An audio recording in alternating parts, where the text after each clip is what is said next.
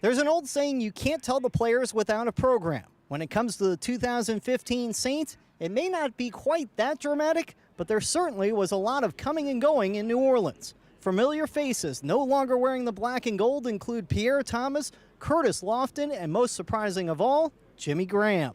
Honestly, I mean, I think you can't dwell on, who you don't have or what, the circumstances there.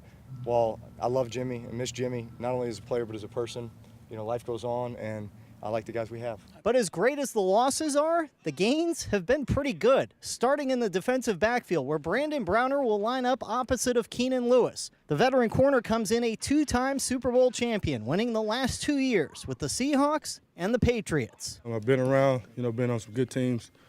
I think experience is the best thing I bring, and I say that by I'll lead by example. I'll bust my butt, day in, day out, talk to the young guys when need be. Look, it's one of the parts to the equation that attracted us to him. He's competitive, he's driven, and certainly one of the things we talked about this offseason through the draft, through the acquisition of players is the makeup and making sure that that's something we felt was a plus, and certainly with him we feel that's a strength of his. The Saints also poached a running back out of the AFC East, bringing in C.J. Spiller from Buffalo. Spiller will be a back that the Saints believe can do anything. There's really not anything he can't do.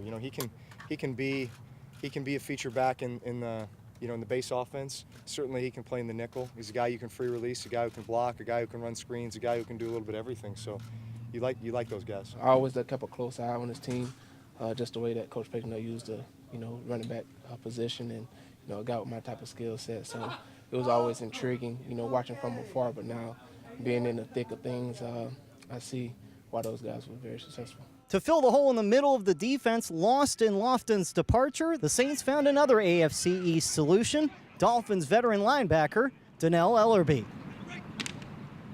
The Saints went 7-9 a year ago, while all three of those additions played on teams that were 500 or better. Time will tell whether winning breeds winning. In Metairie, Paul Boron for CST.